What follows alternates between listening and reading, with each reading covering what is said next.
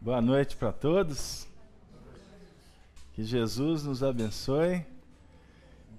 Para nós é um motivo de muita alegria estarmos de volta, acolhendo vocês de uma forma tão carinhosa, tão amiga. Que a nossa reunião possa ser aquele encontro que nos felicite, que nos acolha, que nos aconchegue, que nos fortaleça, que nos estimule, que ofereça a medicação que precisamos, o esclarecimento que carecemos, mas também que a nossa atividade, a partir do atendimento espiritual que a espiritualidade oferece na casa espírita, possa também criar uma ambiência fraterna, de sorte que a amizade nos alimente. Jesus se autoproclamou o pão da vida.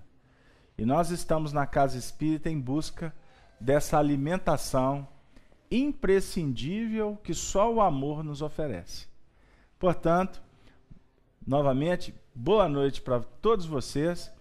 Abraçamos os nossos amigos da rede Amigo Espírita, os nossos membros da FIAC, simpatizantes da casa, que se encontram em seus lares nesse momento, nessa noite fria de Belo Horizonte. Olha para vocês verem que noite especial, porque fazer frio em Belo Horizonte está ficando cada vez mais raro, né? Mas que quem estiver em casa se sintam aí também abraçados pela espiritualidade, por todos nós.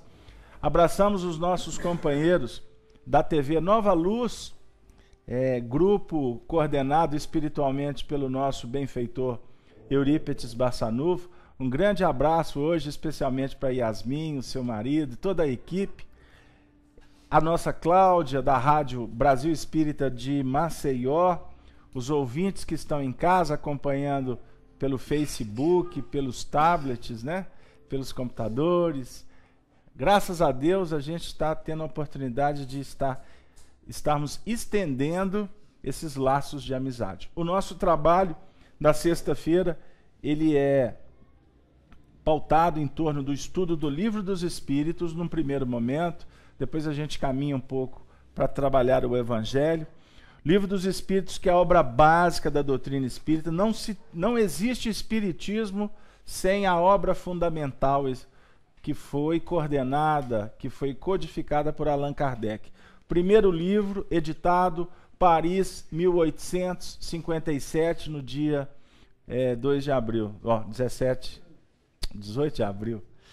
2 de abril, a confusão. 1º de abril foi a fundação da Sociedade Parisiense de Estudos Espíritas e a FIAC também.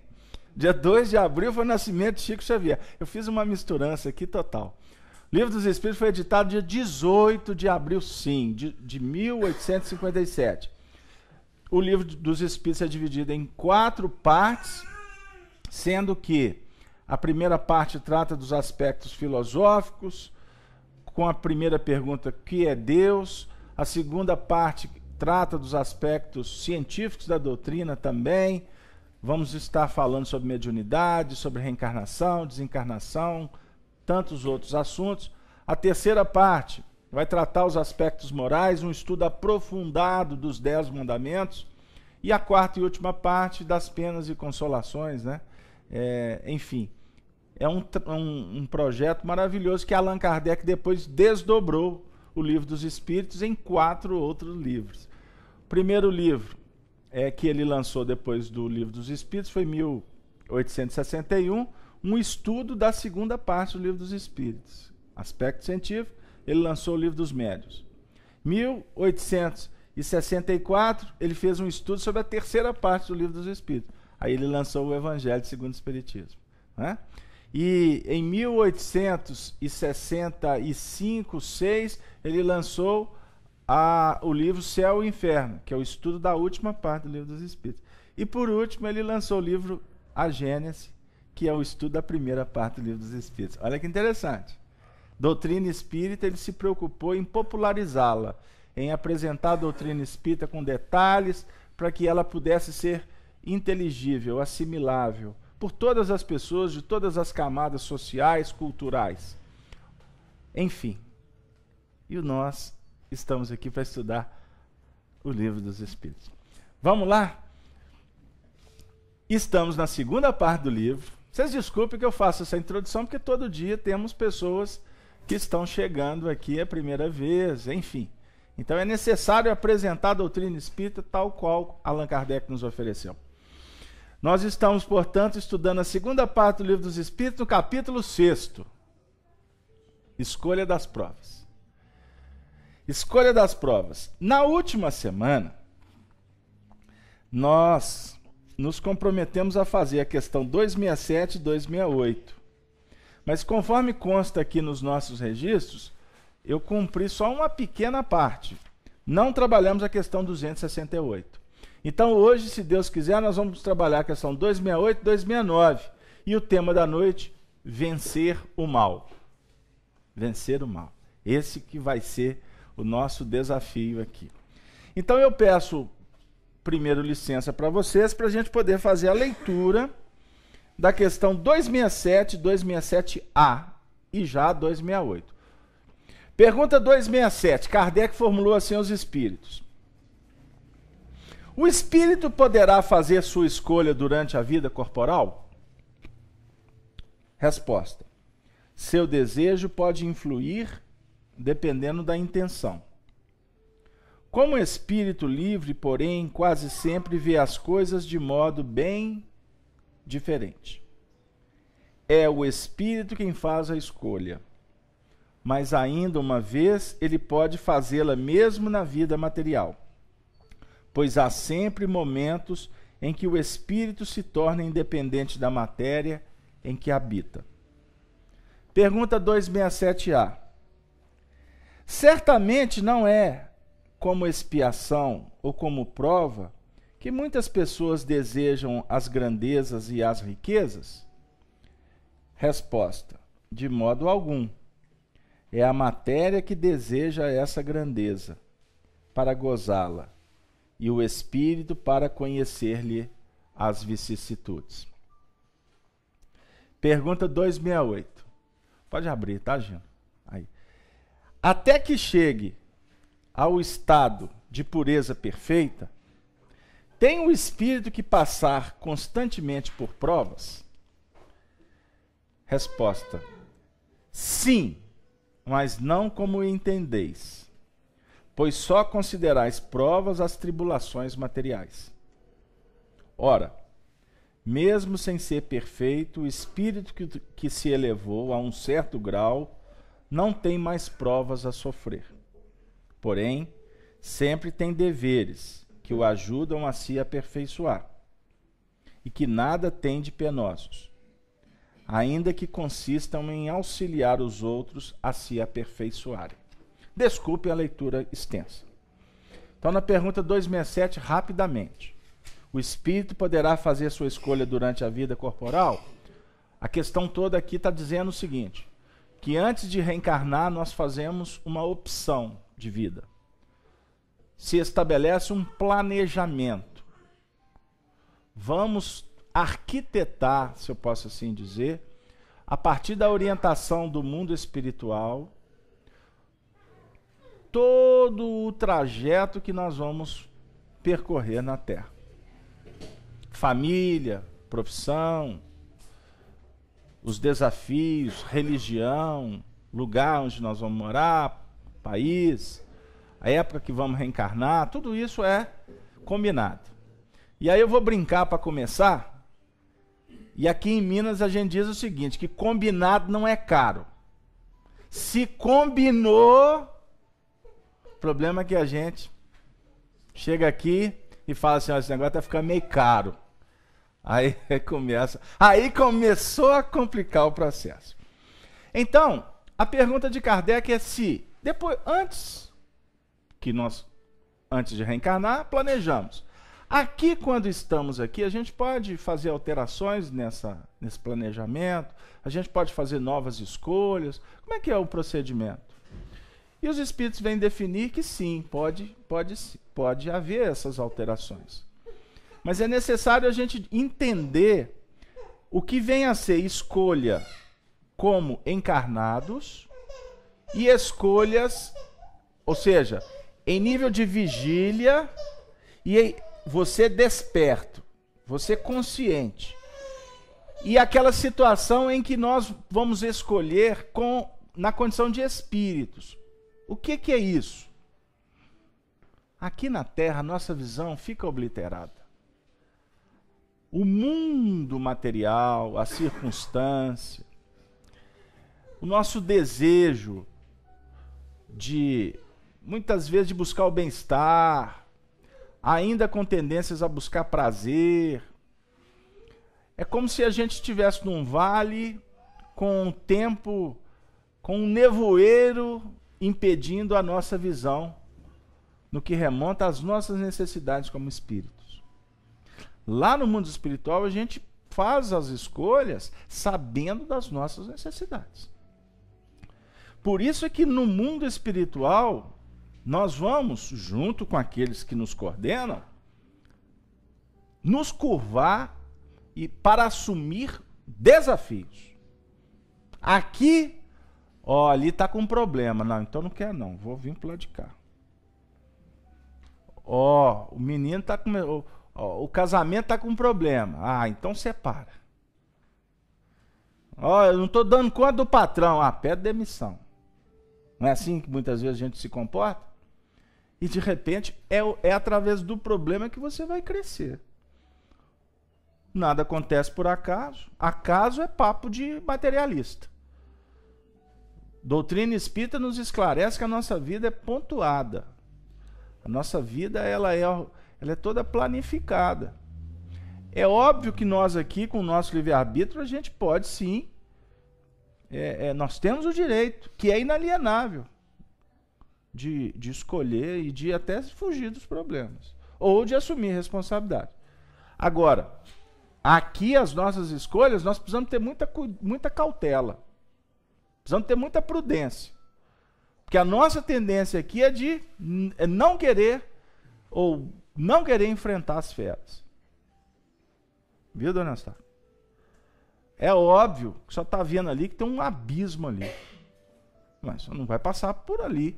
Só vai passar onde que o abismo dali só vai passar para um lugar que vai te dar mais segurança. Isso é óbvio, isso é instinto de conservação.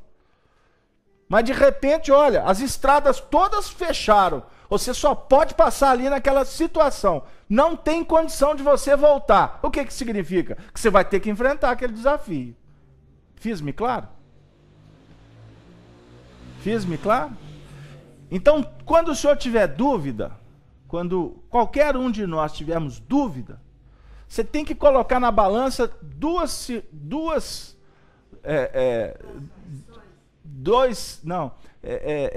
reflexões,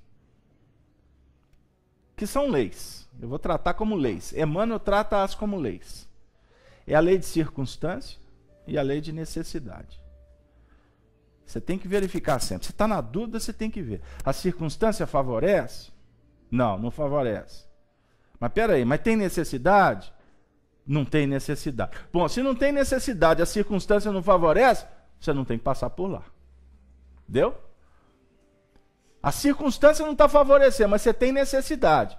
Aí você tem que pensar, mas qual que é o nível da minha necessidade? É necessidade espiritual ou é necessidade material?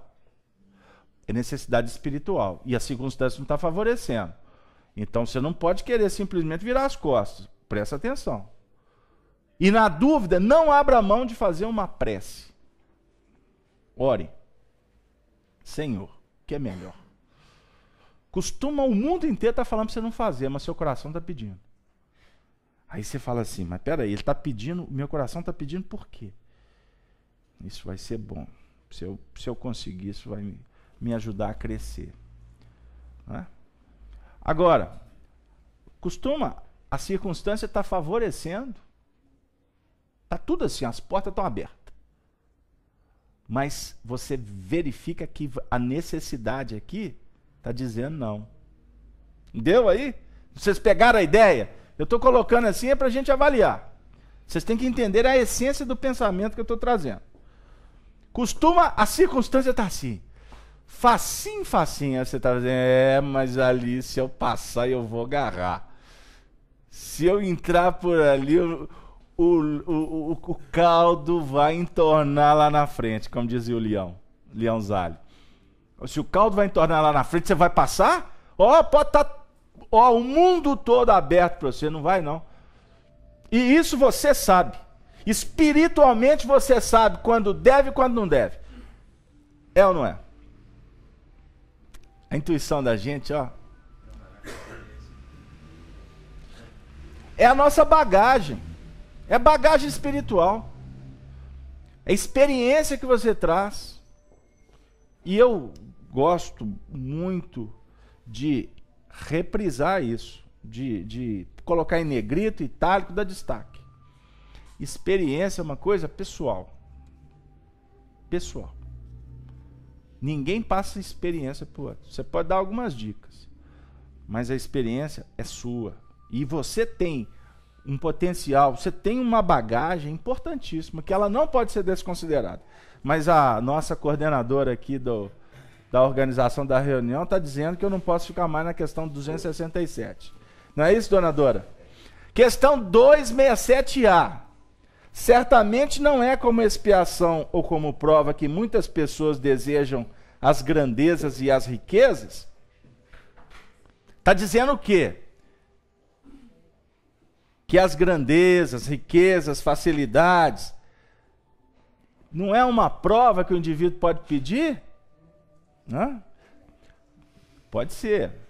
Mas facilidade, no que remonta a questões materiais, jamais. Então, lá no mundo espiritual, a gente sabe, a gente entende.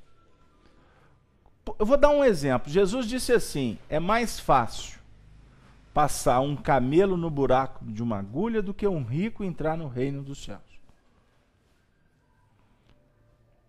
Vamos analisar com calma. Ele não está falando de o rico no seu sentido daquele que tem uma condição de ter muito dinheiro, né? E não ter possibilidade de entrar no reino dos céus. Não é isso que ele está dizendo. Ele está se referindo ao modus operandi. Porque você tem pessoas arquimilionárias que são extremamente simples, que são pessoas boas. Não é a posição econômica que vai trazer dificuldade para o indivíduo. Não é isso. Como também nem na miséria. Você pode ter uma pessoa, vamos dizer assim, miserável, literalmente miserável, em termos econômicos, mas uma pessoa que está extremamente bem com a vida. Resignação, obediência. Isso acontece. Ele está dizendo que a facilidade, ela pode nos colocar em muitas dificuldades.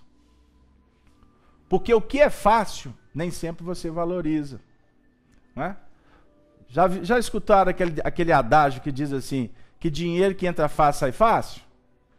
Muitas vezes, porque não tem o suor do trabalho, e porque fica, vamos dizer assim, as coisas, basta você fazer isso que vem em você, que o espírito acaba não exercitando alguns pontos, alguns sentimentos, algumas virtudes importantes para a sua evolução espiritual. A humildade, não é? A paciência, a obediência, a resignação. Então, quando muitas vezes nós estamos diante de alguns favorecimentos do mundo, o indivíduo esquece a sua condição espiritual, já que você usou a palavra condição. Ele esquece. Ele esquece que ele precisa de trabalhar em determinados movimentos que vão libertá-lo. Porque determinadas atitudes nossas nos aprisionam. Nos aprisionam. Eu vi uma cena essa semana que eu estava numa refeição na casa de um amigo e tinha a pessoa que trabalhava na casa e ela estava ali após ter feito o alimento, né, o almoço. Depois ela estava servindo, atendendo ali prontamente. E assim, muitas vezes a circunstância nos coloca meio, não saia justa, né? E querendo ou não, comecei a observar a forma com que eles tratavam a pessoa. E acabou que eu comecei a ficar incomodado. E aí eu tive que entrar em prece, porque eu fui percebendo como que aquela pessoa estava sendo destratada, destratada, né?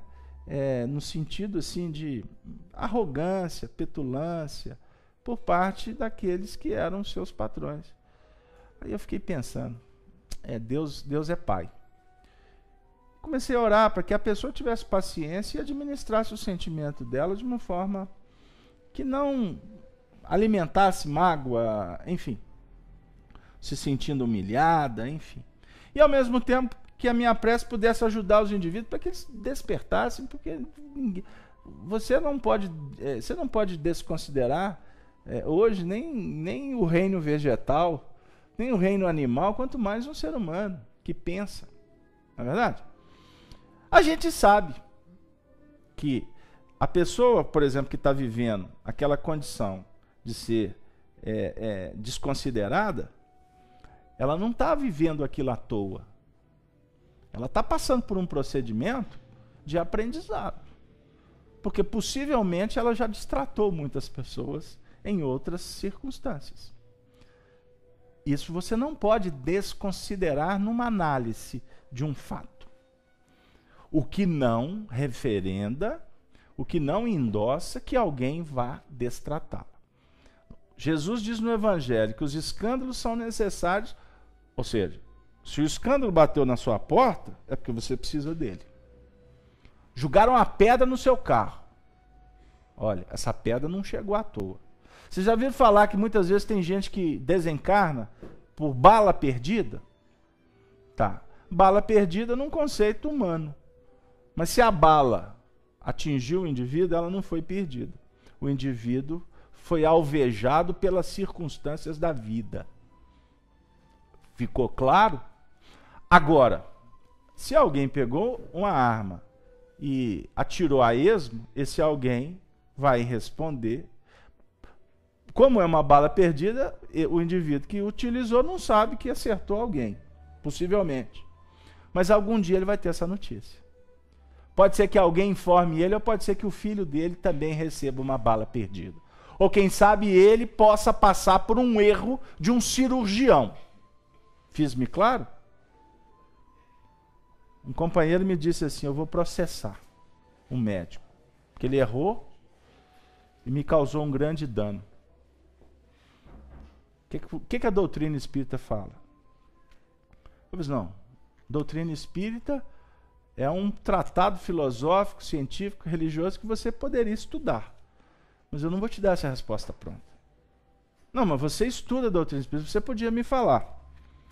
Eu falei assim, bom, nós podemos conversar com calma, mas eu gostaria de te fazer uma pergunta. Se esse médico fosse seu filho, tivesse cometido um erro, que você como pai sabe que ele não fez de propósito, você ficaria feliz de saber que o seu filho estaria sendo processado? Aí o indivíduo engasgou. Aí eu falei assim, olha, então eu gostaria não de falar da doutrina espírita aqui agora, porque eu não posso baratear uma coisa que é divina. Mas eu posso, com muita tranquilidade, trazer Jesus na nossa conversa. Porque ele disse que jamais nos abandonaria. Então eu não tenho dúvida que nós estamos sobre o influxo irradiador do pensamento e do sentimento dele. E por ter essa certeza, eu tenho a convicção que se ele estivesse aqui, ele ia te falar assim, faça ao outro o que gostaria que o outro te fizesse. Porque Jesus enviou mensageiros anterior a ele, e muitos desses mensageiros deixaram registrados na história. Não faça ao outro o que não gostaria que o outro te fizesse. Eu vou até aproveitar para pegar esse ensinamento. Os profetas, a lei fala isso mesmo. Não faça para o outro o que não gostaria que o outro fizesse. Isso é código de ética. Eu não vou falar que é código moral, porque moral depende do costume e do lugar que você vive. A moral aqui no Brasil é diferente da moral lá na China. lá no Sudão, lá no Canadá, entendeu? Embora o Livro dos Espíritos defina a moral como regra do bem viver, ok? Mas eu vou falar de ética. Isso é antiético. Mas Jesus veio trazer lei de amor. Observe como é que é diferente. A lei da justiça diz: não faça para o outro o que não gostaria que o outro fizesse. Jesus vai falar diferente. Faça para o outro o que gostaria que o outro fizesse. Entenderam? A outra fala não, impeditiva. Com Jesus, é pró-ação. É atividade. Faça. Deu aí, querida? Então, foi assim que eu falei para ele. Faça para o outro o que gostaria que o outro fizesse. Aí ele me perguntou: mas você não me respondeu, eu entro na justiça ou não entro? Eu falei assim: meu amigo, vou te contar uma história. Eu aprendi lá em Minas Gerais, com os pescadores, que você não pode ficar dando peixe para os outros, não. Você tem que dar a vara para ele. Você tem que dar, municiar. Aí um dia você vai na beirada do rio, né? Traz uma tilapinha, né? Um tiburezinho pequenininho, né? Para que ele possa começar a aprender e daqui a pouco ele pode estar fazendo uma pescaria de peixe grande. Mas ele que tem que aprender, você tem que aprender. Deu aí? Desviei o assunto? Estou trabalhando com vocês no sentido de que, para um espírito, no mundo espiritual, solicitar, vamos pensar, solicitar prazer, gozo, facilidade do mundo material, não bate com um planejamento superior. Deu aí? Isso são escolhas que nós promovemos aqui, envolvidos pelo canto da sereia. Canto da sereia, paixão, ilusão. Doutrina espírita funciona para nós é assim, é pulverizar a ilusão. Só que tem que pulverizar devagarzinho, né, Dora? Porque senão daqui a pouco o povo nem vem à reunião. Ô, Casalbel, eu estava tão iludido. Eu falei: mas é bom, tem hora que é até bom ficar iludido. Mas cuidado com essa ilusão sua. Eu gostaria de, nesse momento, fazer um break e dar boa noite para o Marco Aurélio. Marco Aurélio, ele ia vir levitando, né, no aerobus, não é, pelo espaço espiritual. Mas aí ele resolveu vir com um carango dele, né? E aí ele passou pela linha verde. Chama linha verde, mas linha vermelha, coitado. Chegou atrasado. Mas chegou na hora certa. E ele está aqui acompanhando o chat, os nossos amigos internautas. Tem alguma pergunta? Boa noite. Boa noite. Foi um custo, mas cheguei. Mas não temos pergunta ainda não, mas estamos mandando um abraço aqui para o Arnaldo, para a Cláudia, que estão aqui, né, nos ajudando. A Aline, de Toronto, a Cleusa, de Portugal. Toronto, no Canadá, não é isso? Isso. A Hilary, de Candeias, o Ivadir, de São José do Rio Preto, o João Iuse, de Porto Alegre, a Lúcia, Luiz Fernando, de Florianópolis, o Léo, de Anápolis, o Simplício, de Bento Gonçalves, o Stefano, de Mossoró e a Vanessa, de Avaré. E hoje é aniversário da Vanessa, um abraço para a Vanessa. Um abraço para a Vanessa. Já tive notícia que é aniversário da Vanessa, nossa amiga, lá de Avaré. Que bonito, Avaré, lá em São Paulo. Um grande abraço, Vanessa, que Jesus abençoe a você, seu marido e sua filhinha ou filhinho, agora estou na dúvida. O espírito poderá fazer a sua escolha durante a vida corporal, nós já falamos, certamente que ele não vai, na questão 267, elencar uma situação de prazeres na Terra, porque nós estamos falando do espírito consciente, ok? Agora na questão 268, a questão é a seguinte: até que chegue ao estado de pureza perfeita, progresso, evolução, simples e ignorante até atingir um estágio de um espírito puro. Qual que é esse grau máximo? O nosso referencial de grau máximo é o Espírito Jesus Cristo. Ok? É o tipo mais perfeito que Deus ofereceu para nós, humanidade, no nosso atual estágio evolucional. É óbvio que Jesus tem outros referenciais de espíritos superiores a ele. A escala dele para cima não dá para a gente discutir. Nós não temos nem como pensar como que operam esses espíritos mais evoluídos que Jesus. Agora, Jesus, como espírito puro, ele traz para nós uma reflexão importante.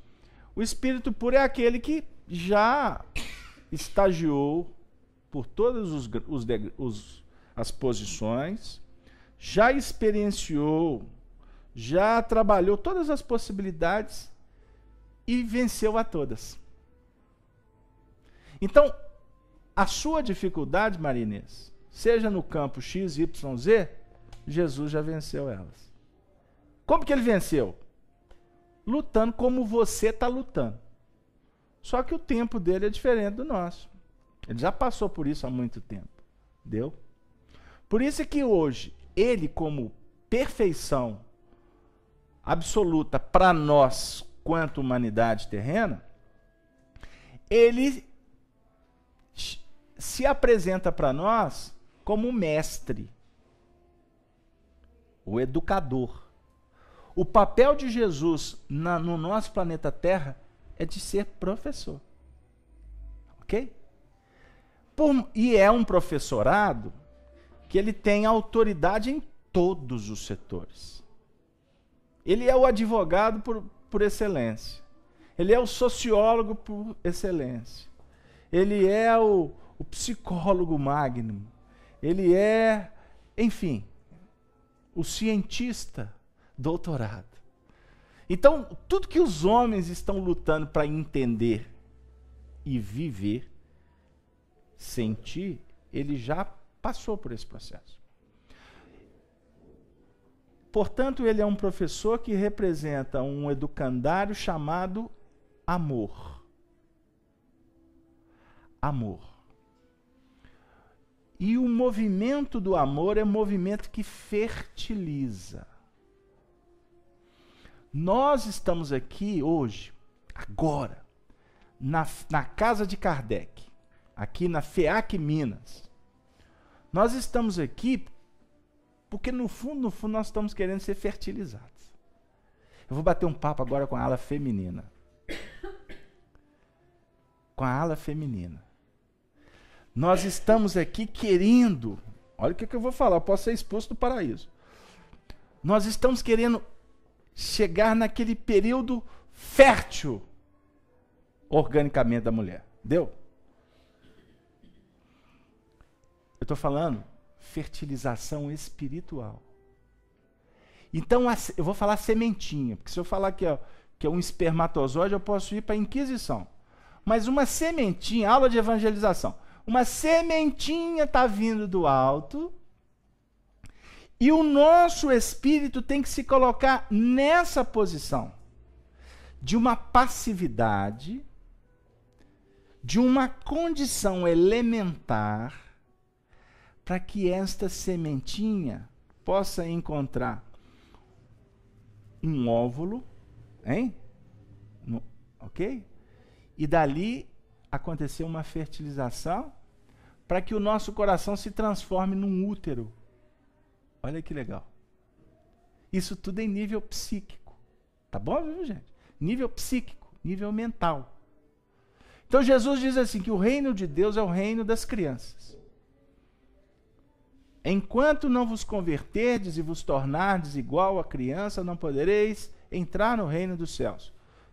Quem quiser anotar, capítulo 18 do Evangelho de Mateus, primeiro versículo até o terceiro. Primeiro, converter. Vou para a igreja. Não, Casalberto, eu quero converter o espiritismo. Que ótimo. Tá? Mas a conversão, eu vou explicar o que é conversão. Você não vai ter que vestir roupa branca, porque tem...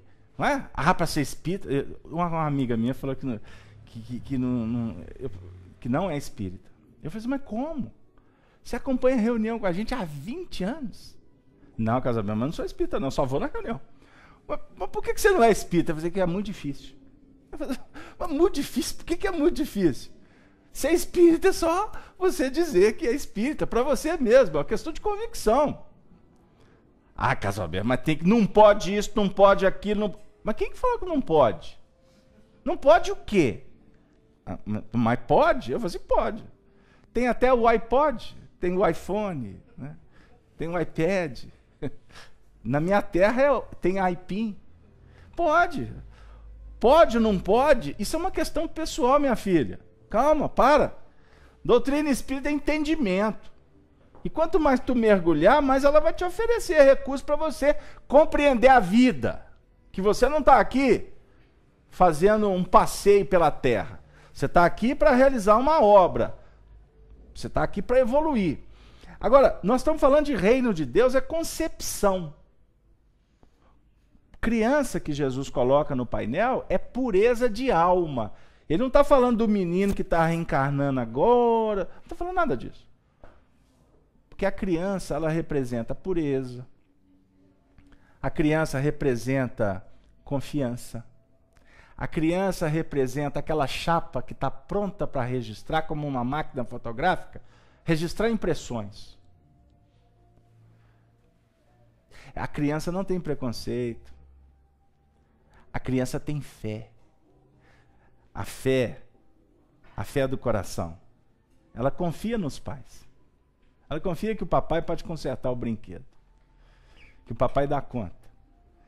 Ela confia que a mamãe vai dar o alimento. A mamãe vai dar o carinho. Ela confia. Ela não elabora, ela simplesmente confia. Mas a criança também tem a fé racional. Ela percebe o poder. Ela percebe justiça. Ela tem esse senso de justiça. Observe como que a criança simboliza o que Kardec define para nós como fé raciocinada.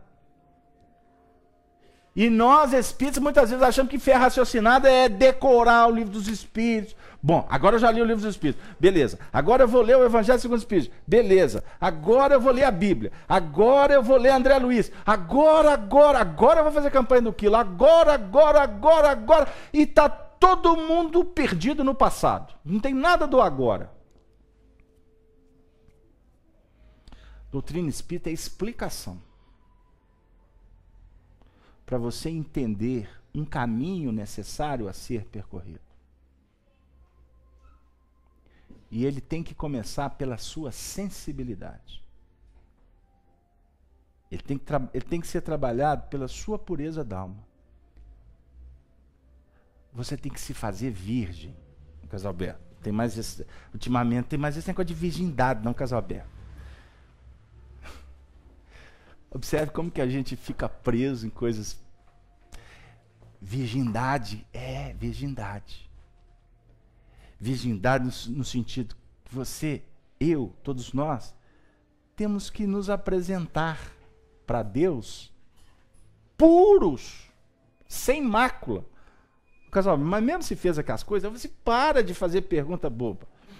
Não estou falando de fazer ou não fazer essas coisas. O povo morre de rir. Mas é assim mesmo. Porque, inclusive, falam que o sexo é uma coisa pecaminosa. Não falaram isso durante milênios? E sexo é uma coisa divina. A energia sexual é que equilibra o universo. O problema está no que fazem do sexo. É outra coisa. Deu aí? Sexo é expressão de amor.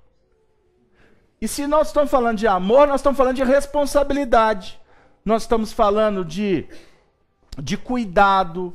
Nós estamos falando de comprometimento. Nós estamos falando de interação. Nós estamos falando de renúncia. Nós estamos falando de sacrifício. Nós estamos falando de educação, equilíbrio. Deu aí, gente? Este é o sexo com uma visão evangélica, ok? Inclusive, por ele você está aqui. Por conta dele, a humanidade se multiplica. Agora, por causa dele, milhões estão morrendo. Porque é uma das coisas que mais matam. O desequilíbrio sexual. Mata. Promove muitas doenças que a ciência ainda não catalogou como causa gerenciada pelo desequilíbrio das energias sexuais. Deu aí? Só um pouquinho, Marcão. Deu aí, gente? Então nós estamos falando de pureza d'alma. Esse momento aqui, teu nome? Henrique. Nós estamos aqui, todos nós, com um coração puro. Ninguém veio aqui com ideias preconcebidas, ninguém está aqui para convencer ninguém. Nós estamos aqui porque eu quero alguma coisa de diferente. E se eu quero, suplico, peço uma coisa diferente, e estou fazendo isso com sinceridade, você está se fazendo puro. Deu aí? É nesse sentido. Quando você sai da sua casa para trabalhar com desejo de acertar, você está trabalhando com pureza. Mas esse movimento não pode ser só proativo. Ele tem que ser um movimento também de apassivamento. Você lança, mas você tem que prestar atenção no que a vida está te devolvendo. Porque a paz, reino dos céus, é estado de alma. A paz é o reino dos céus. Paz é prêmio dado para quem trabalhou. Deu? Então nós temos tantas veredas, tantos caminhos a percorrer, desafiadores. Em determinados caminhos você já sente realizações, em outros não. Então nós temos que entender aonde que a gente tem que investir. O que eu preciso de cuidar mais? Por exemplo, agora eu tenho que cuidar dos internautas que estão mandando perguntas. Vamos lá, Marco Aurélio. Um grande abraço para todos. Nosso amigo indispensável, né, o Arnaldo Oliveira de Santa Rita do Sapucaí. Arnaldo é um grande amigo. Vamos lá. Ele diz assim: essa sementinha vai frutificar após a gestação da transição planetária para uns. E para outros, antes da transição? Quando ele fala em transição planetária, é necessário a gente entender, porque isso é uma frase muito utilizada no meio espírita, que nós estamos num processo de transição do planeta. E é verdade. O planeta está saindo de um mundo de prova e expiação para caminhar para um mundo de regeneração. Esse processo de transição é um processo cíclico de milhares e milhares de anos. E que muitas vezes a precipitação dos homens ficam aguardando transição por alguns anos, décadas, séculos, e isso é pura bobagem. Existe um movimento de progresso coletivo que é sustentado por um movimento de progressos individuais. Ok? Então, o que eu quero dizer com isso? Nós temos hoje no planeta 7 ou 8 bilhões. 8 bilhões, né? 8 bilhões de habitantes. Gino é o meu Google. Ô Gino, é 8 ou 7? Daqui a pouco 8 bilhões de habitantes no planeta? 7, não falei para vocês? Lá em casa é o santo Google. Aqui é o santo Gino. Né? Ele está atualizado. 7 bilhões estão reencarnados no planeta. Ok? No mundo espiritual, multiplica por 3. Isso é só no plano espiritual. Então nós vamos estar trabalhando com o número aí de 28 bilhões de espíritos. Essa é a população planetária. Tá? E não fiquem preocupados, porque vai vir gente aqui para o Brasil que vai virar uma confusão, que o planeta vai se desgovernar, e estou vendo espíritas aí místicos colocando o povo de cabelo em pé. Olha, Copa do Mundo não atrapalha a evolução de lugar nenhum, tá bom? Vou voltar aqui. E muito menos a política no final do ano, porque toda época, toda geração vive muitos processos políticos, e o nosso planetinha está caminhando no universo aí de uma forma solene, soberana, sob a tutela de Jesus. Então são 28 bilhões de espíritos evoluindo. A massa que está num processo mais contundente são os 7 que estão reencarnados. Porque no mundo espiritual a evolução é muito devagarzinho. Aprende, estuda, mas é no ramerrão aqui da linha verde, da Praça 7, né? É da indústria, da Cristian Machado, né? Vocês já imaginaram o espírito Cristian Machado? Ele deve estar evoluindo muito lá no plano espiritual, porque é uma avenida com o nome dele toda embananada aqui, ele tem muito serviço para cuidar aqui na Terra. Mas eu vou continuar dizendo o seguinte, vamos lá. 7 bilhões debaixo de muita pressão. Nunca teve tanta pressão. Sabe por quê? Nunca teve tanta informação. Deu lá? Por que a geração... Quem está reencarnado agora está reencarnando mais eficazmente do que quem estava reencarnado há 30 anos atrás? Isso é só, estou fazendo um paralelo aqui só para expressar, materializar a minha ideia. Porque agora nós estamos num império soberano chamado informação. Ok? O desafio agora não é brigar porque não tem a informação.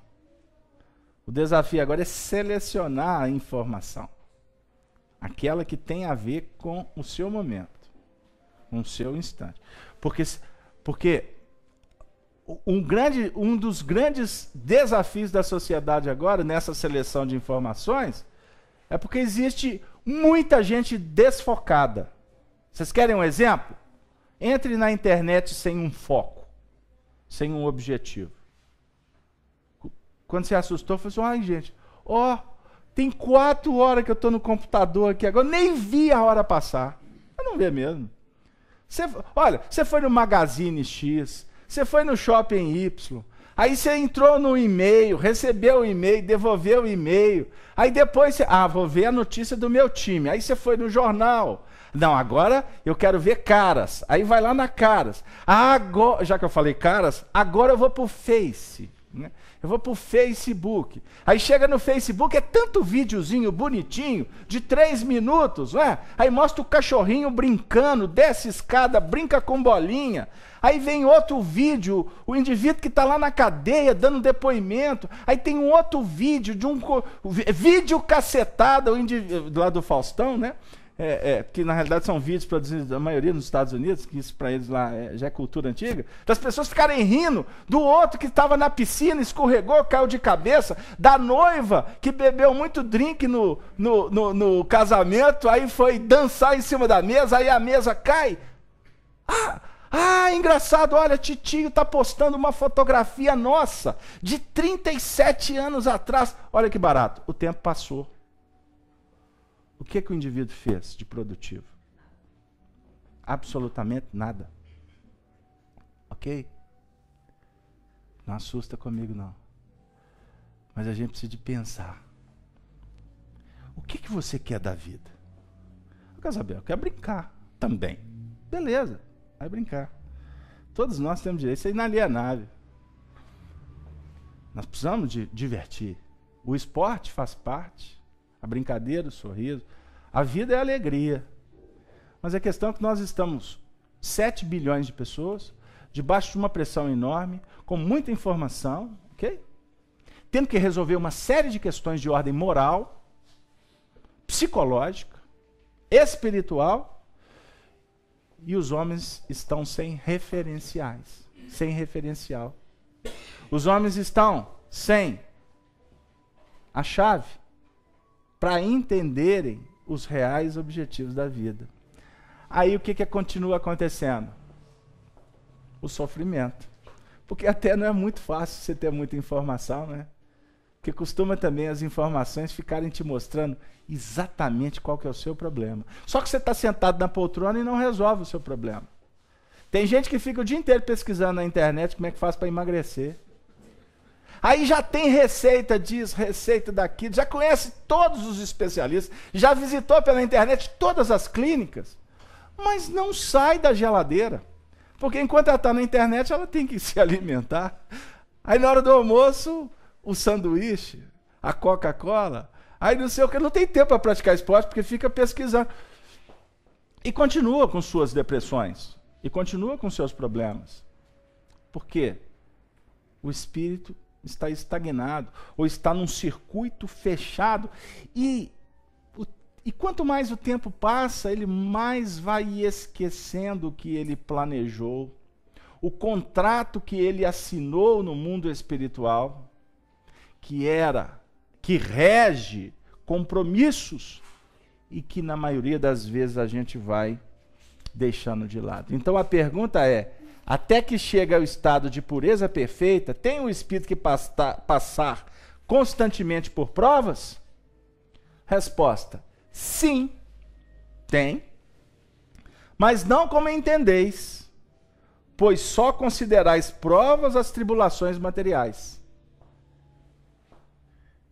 Ora, mesmo sem ser perfeito, o espírito que se elevou a um certo grau não tem mais provas a sofrer.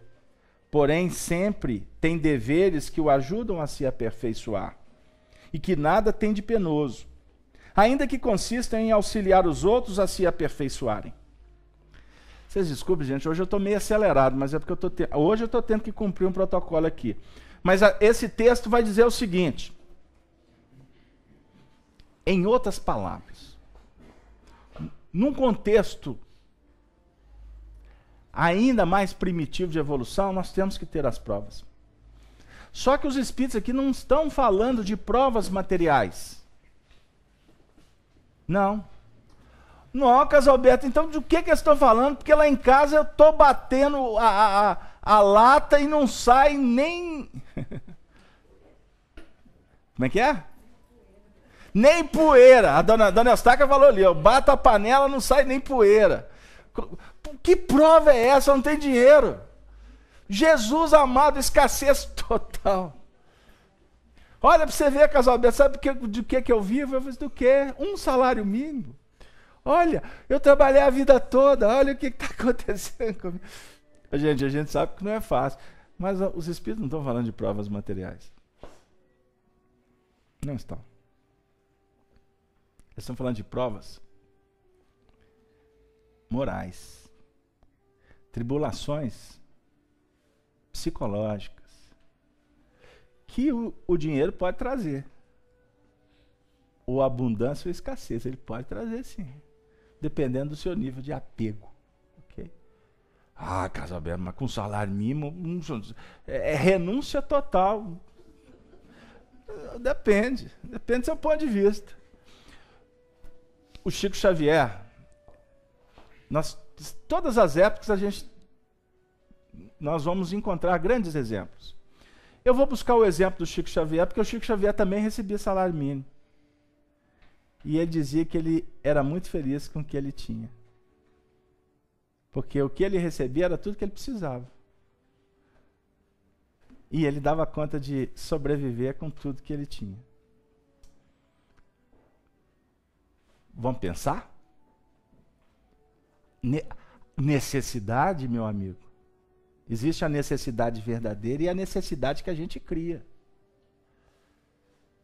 Começa a escolher um determinado nível de vida, que está um pouquinho, vamos dizer assim, um pouquinho além da sua realidade, você vai ter que se esmerar para você bancar esse sonho seu, não vai? Vai ou não vai, gente? Estou achando que vocês estão muito calados hoje. Hoje é sexta-feira, amanhã vocês podem dormir até mais tarde. Hein? Vai ou não vai? Olha, eu dou conta de andar como é que é? Com um Chiquinho. Né? O Fiat 147. O Fiat 147 que custa... Né? Esse aí eu dou conta de manter. Ah, mas o meu vizinho do lado, ele comprou um Spazio. Um Fiat Spazio. Esse povo novo aí não sabe nem do que eu estou falando. Olha lá. Você gostou, né? Fiat Spazio.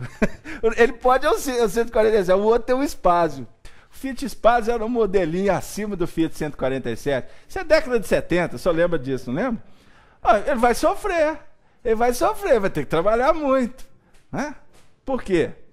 O que ele pode... Ah, mas Casalberto, mas eu não posso sonhar, eu não posso querer ter uma coisa mais qualificada? Você pode.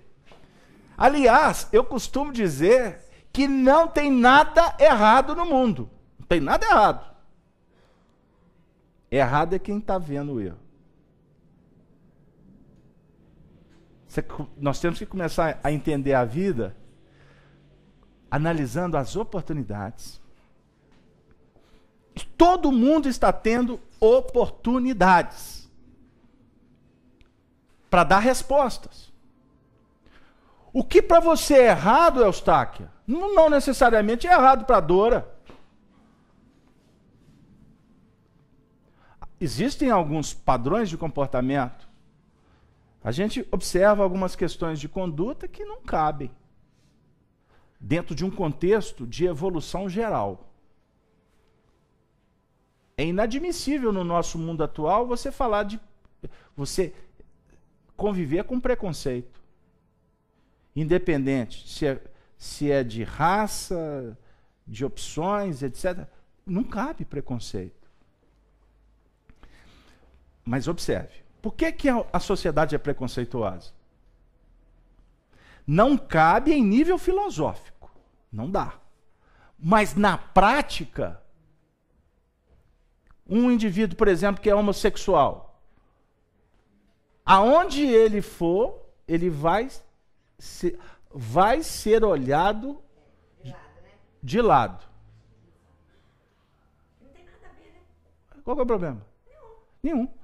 Mas eu quero dizer o seguinte, você vai falar, por exemplo, você vai dizer que a nossa sociedade não é preconceituosa contra a cor? Não estou falando nem raça, né? Cor. Em determinados ambientes você não vê negro. Então, filosoficamente, não concebe-se mais o preconceito.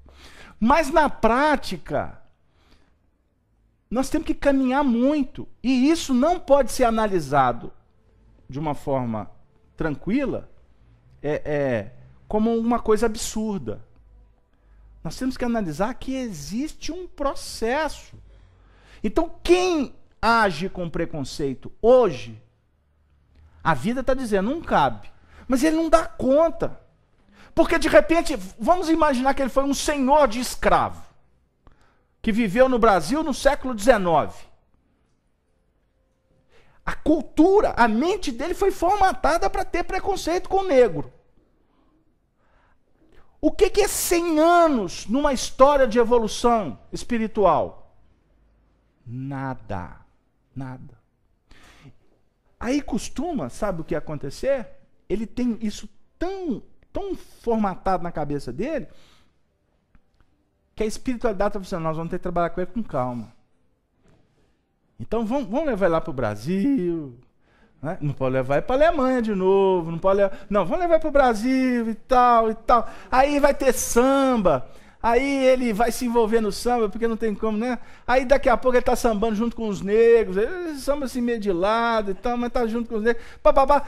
Aí daqui a pouco, agora já está começando a chegar a hora, o negócio está ficando quente, vão reencarnar ele no meio dos negros. Aí costuma ser mais preconceituoso ele no meio dos negros do que fora da comunidade negra. Porque você vai encontrar preconceito contra os negros no meio dos negros. Aqueles que são preconceituosos no meio dos negros são quem? Aqueles que antes não eram negros. Ok? Estão vendo como que é bonito o processo? A espiritualidade vai trabalhando de acordo com o que a gente pode dar resposta. Não tem agressão. Existe o tempo, existe a circunstância para que todos nós possamos vencer as nossas dificuldades. Estão me chamando aqui. Vamos lá, Marco Aurélio.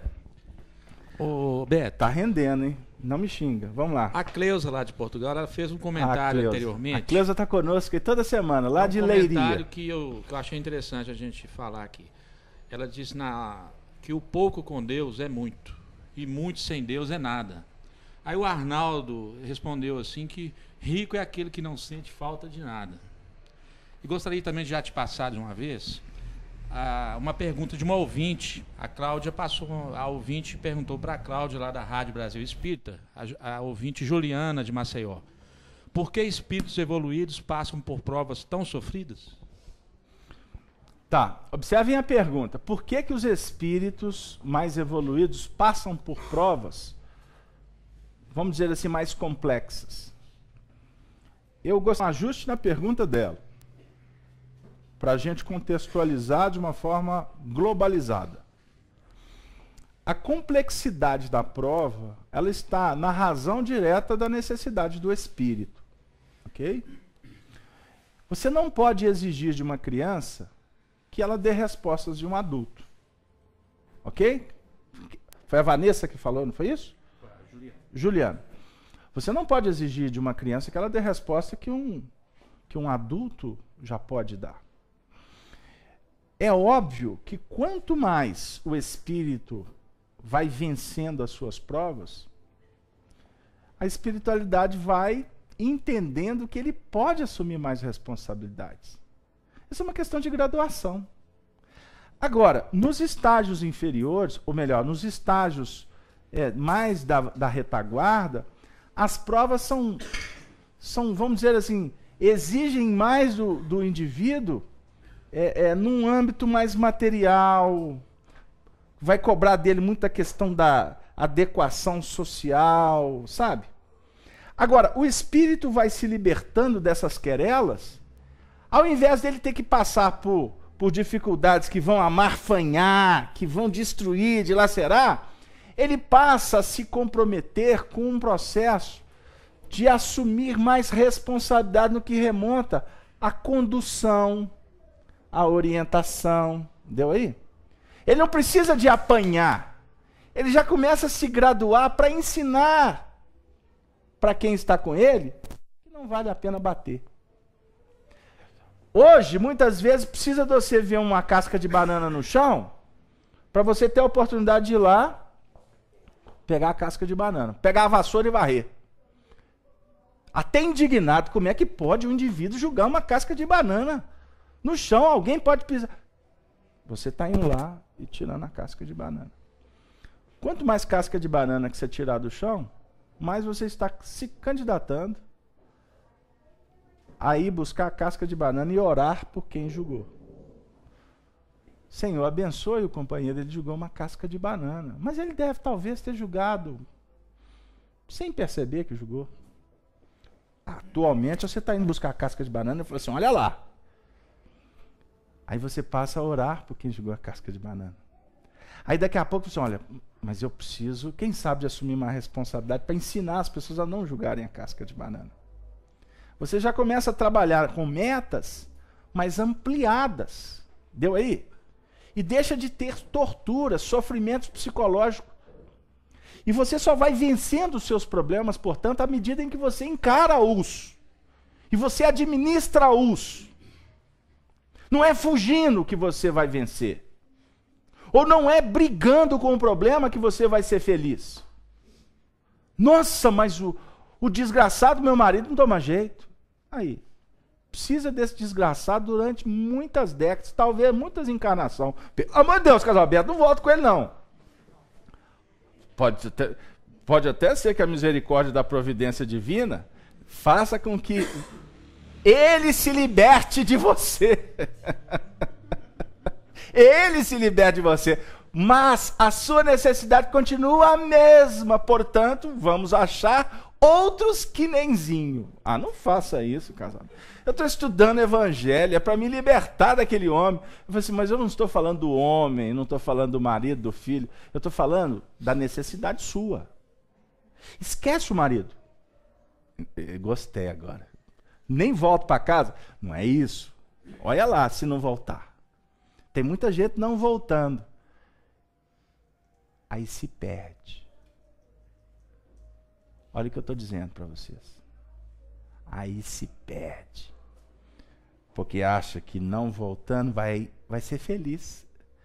Uma me disse assim, eu mereço, eu sou nova ainda, dou no couro.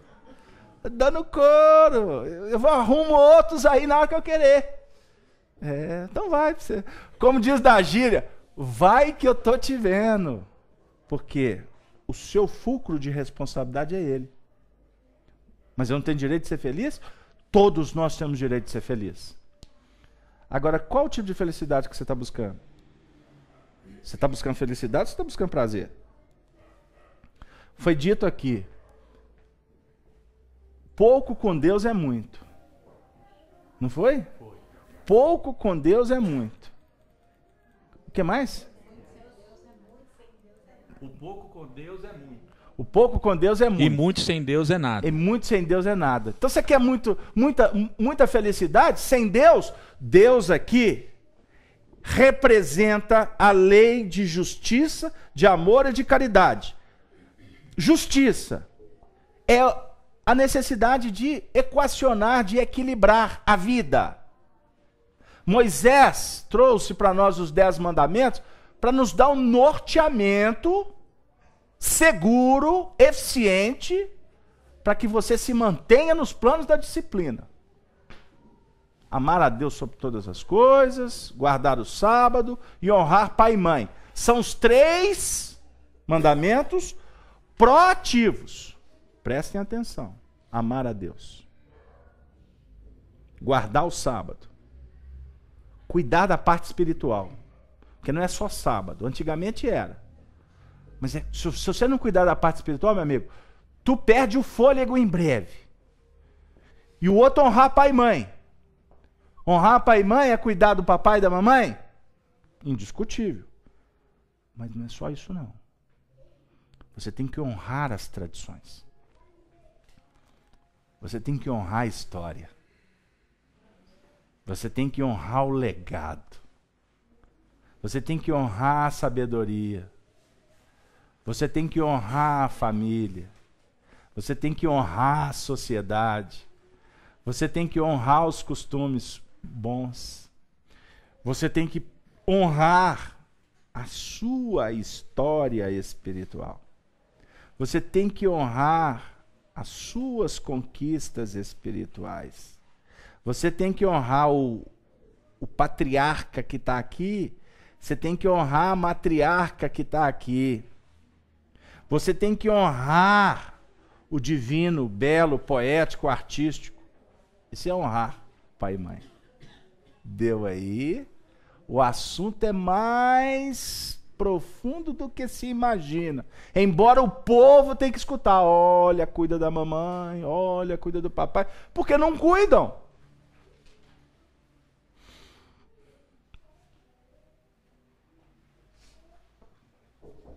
Para vocês não voltarem semana que vem. Aquele que te deu o trono, que te deu um berço esplêndido, seus pais, que a gente fala que um pai cuida de 10 filhos, mas atualmente 10 filhos não cuidam de um pai. Quando o papai vai ficando doente, velhinho, papapá, ele é o primeiro a virar o pária, o empecilho, a dificuldade. Aí quando não dá para ir para o asilo, porque a consciência grita, o marido está assim, não, põe, leva. Não posso levar a mamãe. Aí a consciência começa a gritar. Aí, então tá bom, então vão despejar a empregada, põe ela lá. Não é assim? Põe ela lá. Joga para lá. Não é assim? Vocês têm visto isso na sociedade ou vocês acham que eu estou em outro mundo? Mas nós estamos falando aqui de outro assunto. Então, nós vamos flutuando entre o estudo espírita, que nos apresenta o universo, a lei de causa e efeito, o universo que nos mostra as leis de sociedade, que nos mostra a mediunidade, o intercâmbio com os espíritos. Isso é doutrina espírita. Mas daqui a pouco a gente tem que voltar para o Evangelho de Jesus, que não é um código, não é uma história, não é uma doutrina que está lá fora escrita. O Evangelho de Jesus, na essência, que a gente absorve de fora para dentro, é uma proposta muito mais extraordinária do que se percebe. Porque o Evangelho de Jesus, ele representa para nós vivência do bem. Agora, para você viver o bem, para você vencer o mal, você tem que se esforçar. E você precisa de compreender. Porque se você não compreender, qual o motivo que você vai ter para mudar? Não sei se deu lá. Agora, esse processo é um processo gradativo. Diz Emmanuel, no livro Palavras de Vida Eterna: não te deixes vencer pelo mal. O mal é a ausência do bem. Mas vence o mal com o bem.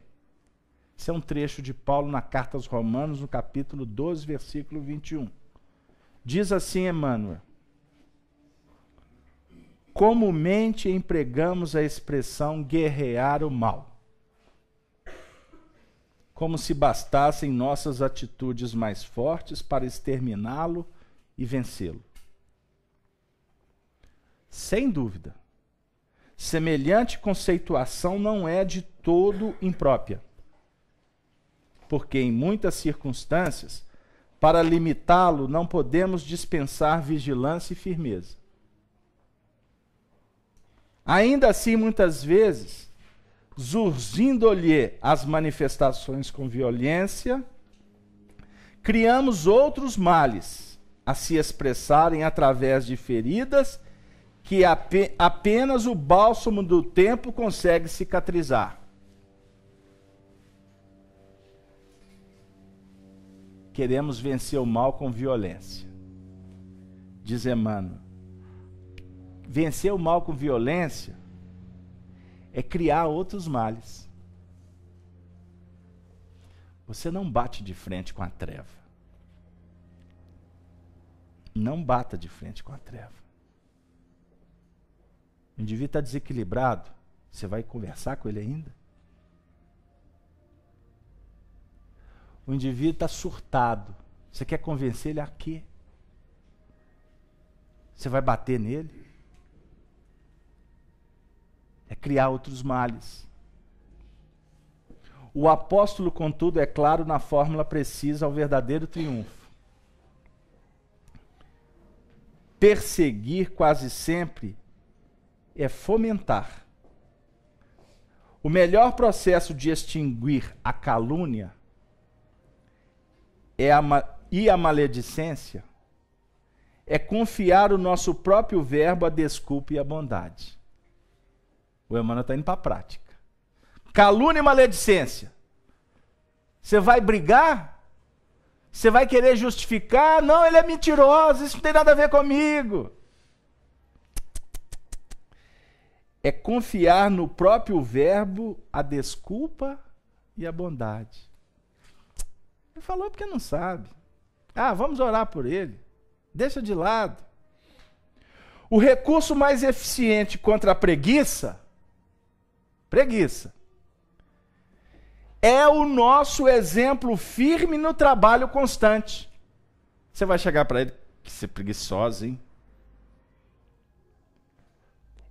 É dar o exemplo trabalhando constantemente. Você não tenha dúvida de que quem está na preguiça está enfermo. E ele só vai ser despertado pela força do exemplo. Você acha que ele não está prestando atenção no trabalho? Está. Porque ele está no circuito fechado. E o trabalho define circuito aberto. Energia que se expande, é dinâmico. O meio, olha o outro exemplo do Emmanuel. O meio mais seguro de reajustar aqueles que desajudam ao próximo é ajudar incessantemente.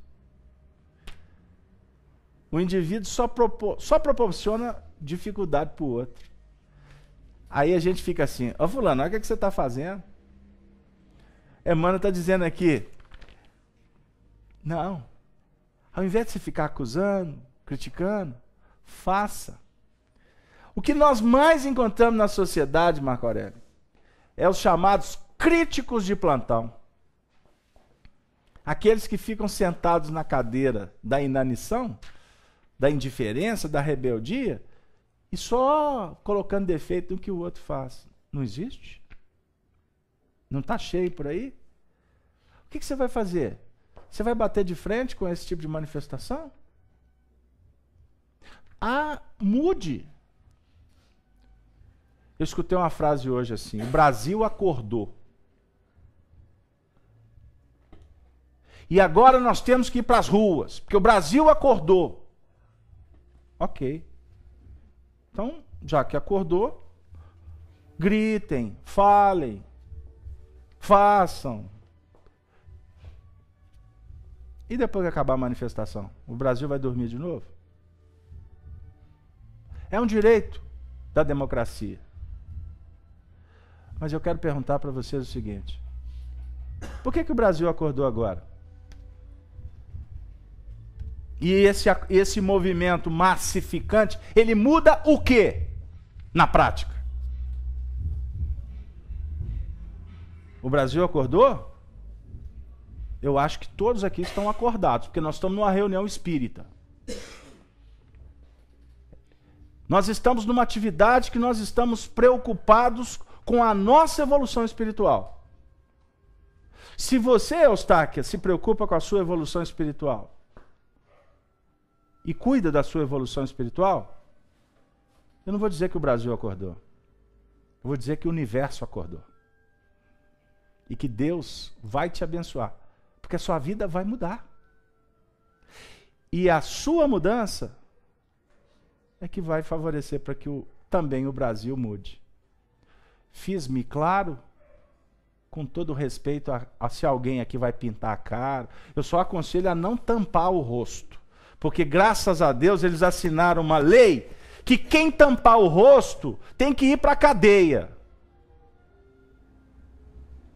Porque não tem coragem de dizer quem é?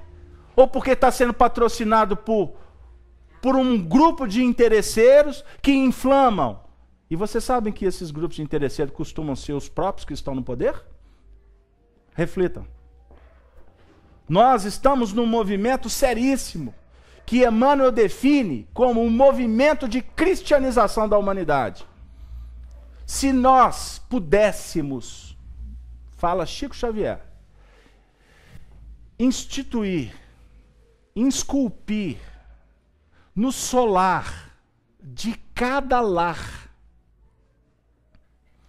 a frase do nosso Senhor Jesus Cristo: um novo mandamento vos dou, que vos ameis uns aos outros como eu vos amei. Se a gente tivesse autoridade e pudesse, nós estaríamos revolucionando o mundo.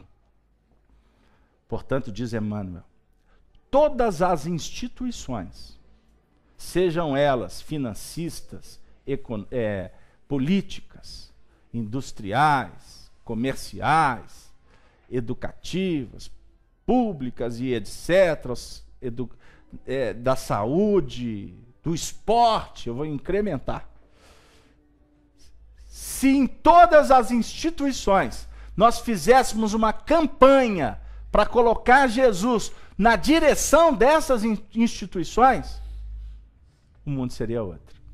E eu escutei uma frase que, para mim, eu dei belas gargalhadas, porque ela veio de um indivíduo da sociedade que é muito polêmico, e toda vez que ele é entrevistado, ele solta alguma que nos fazem rir. E essa, ele realmente me deixou muito sorridente. Ele disse assim, que se os malandros compreendessem o tanto que é bom ser honesto, por malandragem eles se tornariam honestos. O remédio contra a maldição é a bênção. O remédio contra a maldição é a bênção. Quantos espíritos, vou falar de espíritos agora, que estão na condição de insuflar a treva no mundo? Quantos querem a nossa derrocada? Vocês não tenham dúvida. Nós temos adversários gratuitos, em tese, que nós prejudicamos muita gente. Eles podem estar até reencarnados. Se a maldição bateu na sua porta, ofereça a bênção do perdão, da compreensão e da paz. Silencie. E como ensinou Jesus, passa para outra banda do rio. Vocês nunca vão ver Jesus parado no Evangelho. Vocês sempre verificarão no estudo do Evangelho a dinâmica de Jesus. E ele terminou um discurso e foi para... E desceu, e subiu.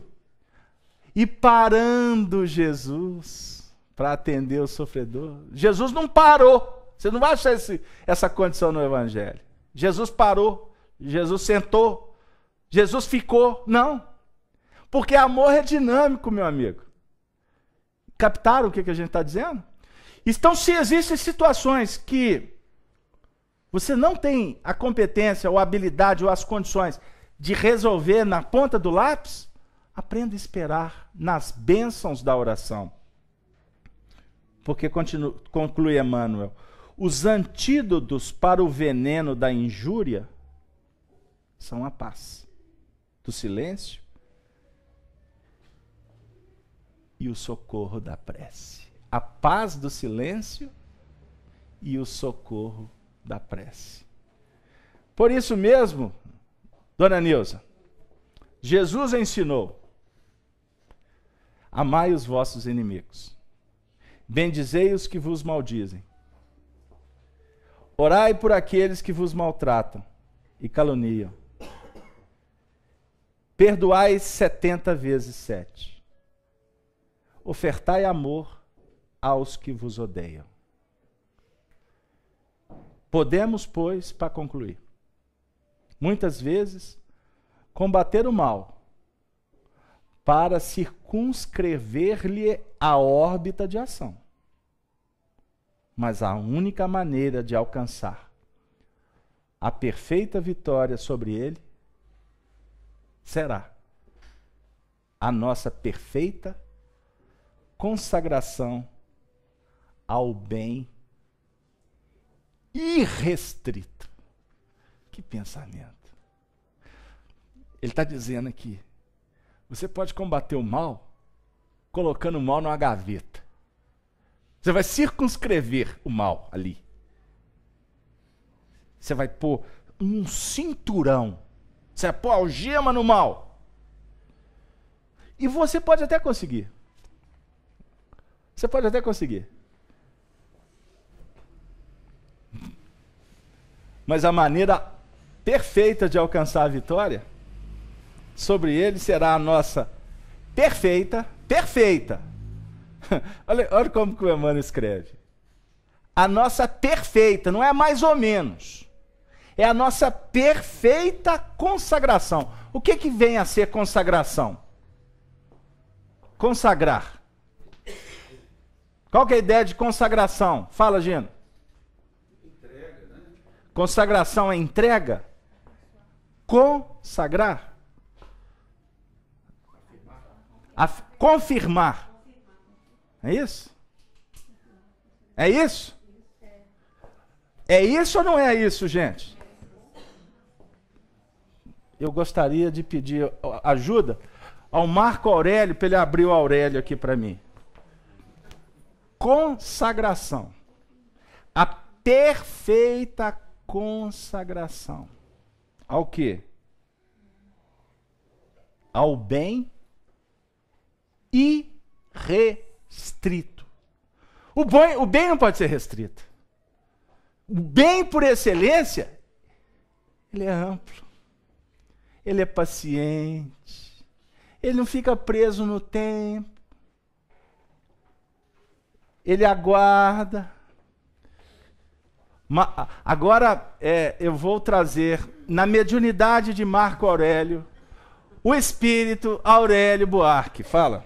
Consagrar, tornar sagrado, oferecer a Deus ou aos santos por culto ao voto. Uma linguagem católica. Oferecer aos santos por culto ou voto. Nas religiões cristãs, converter pão e vinho em corpo e sangue de Cristo. Dedicar, votar, eleger.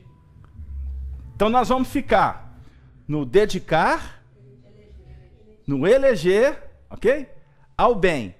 Porque transformar a água, como é que é? O vinho e o pão, é uma prática, é um ritual que simboliza essa eleição ao bem. Fiz-me claro? Estou fazendo uma explicação sobre uma prática católica. Agora, essa prática católica, ela tem uma explicação. E aí nós vamos tentar trabalhar a nossa conclusão da noite no pão e no vinho. Porque o pão representa a alimentação, a sustentação básica da vida. Por isso que o pão vem do trigo. a elaboração do pão é um método artesanal desafiador, não é isso, Sony? Você que já fez pão. E de paciência, você tem que dosar, né? Tem que esperar, tem que... A questão do fermento, o levedo, aquela história toda. Ou seja, para uma alimentação substancial, para uma alimentação espiritual, não basta você simplesmente trazer para se potencializar. Você tem que lutar pelo potencial, pelo desenvolvimento. Você tem que trabalhar. Você tem que colocar a mão na massa. Você tem que fazer merecer o que Deus te oferece. O vinho, ele representa sabedoria. Sabedoria. E a sabedoria, ela tem que ser dosada, para que ela não embebede e o indivíduo caia nas raias da ilusão. Captado? Então, utilizou-se o vinho como o simbolismo desta consagração, que é a unificação entre o labor e o entendimento. Ou seja, razão e sentimento, que vai abrir as asas do espírito para voos sublimes, eternos. E um voo que coloque o espírito, o indivíduo, acima das questões da terra, dos homens. Fiz-me claro? Então essa consagração é ao bem. Fiz-me claro? Deu aí? Eu acho que com essa reflexão, com muita alegria, nós podemos consignar a conclusão da nossa atividade. Como nós temos mais 2 minutos, mais alguma participação? O Arnaldo diz o seguinte: em que condições a prece segue na verticalidade, alcançando os servos de Jesus para obtermos o que necessitamos? Nós concluímos com a prece, que simboliza, então, nessa consagração ao bem, a conexão com o mundo maior. Prece é ponte-luz. Sem a conexão com aqueles que são os tutores da vida, o nosso trabalho fica improfícuo. Portanto, a prece não no sentido de uma atitude de fora para dentro, ou melhor, é de dentro para fora, no sentido de buscar o amparo. Mas uma prece no sentido de comunhão com o pensamento mais alto. Você consegue essa comunhão pelos seus esforços. Não sei se o senhor me fiz claro. Senhor, me ajude! Sai ajudando. Vai estender as mãos. Vai cuidar de quem está precisando. Vai trabalhar pelos seus sonhos, pelos seus ideais. Que o Senhor estará contigo. Deu aí?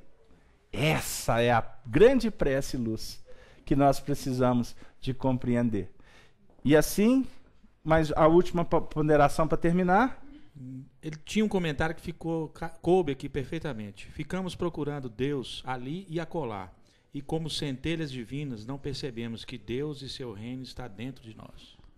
O reino de Deus está dentro de nós. E assim, nós agradecemos a presença, a participação de todos, os nossos amigos da Rádio Brasil Espírita, os nossos companheiros da Rede Amigo Espírita, todos da FIAC que estão em casa acompanhando através do site, os nossos amigos da sala Estudando Espiritismo, que a gente está tendo o prazer, a alegria de estar trabalhando nas terças-feiras também, com o programa Amor e Sabedoria de Emmanuel, na quinta-feira com o programa Os Princípios Básicos da Doutrina, e essa sala também é aberta para o estudo das sextas-feiras.